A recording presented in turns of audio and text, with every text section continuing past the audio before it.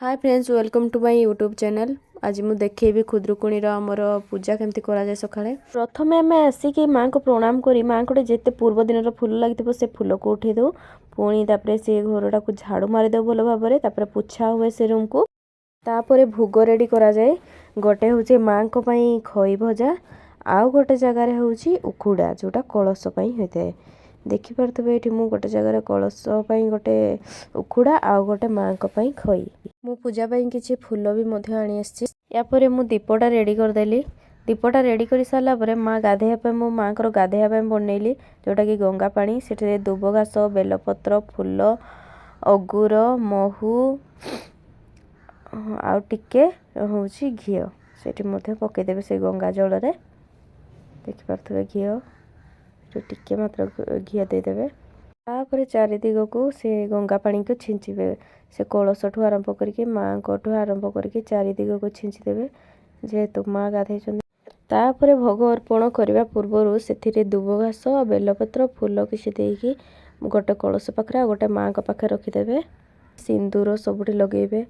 माँ को सिंथी लगेबे जोठी जोठी लगा जाए सिंदूर सब हाथ में बेकरे बाघरे आ जिते सब कलश अच्छी सबुथिरे देदेवे सिंदूर। देखिपे सिंदूर चारि सब कलश दि जाऊँगी जहाँ जहाँ लगी हूँ फूल देवे चारिटा हाथ में माँ को चारिटा फूल तापर देह को टे सजेदेवे कलश गुड़ारे भी फूल देवे बेलपत्र देवे दुब घास देवे देखिपे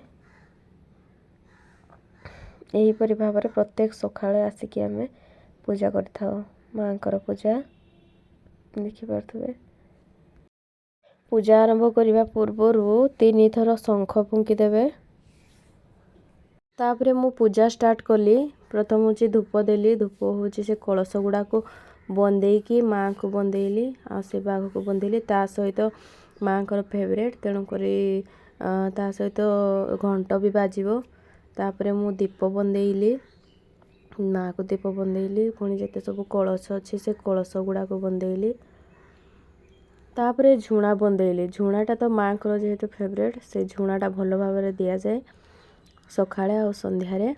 तापर हूँ आलती सबु बेले पूजा कला बेले आलतीटा आ झुणाटा भल भाव माँ को दि जाए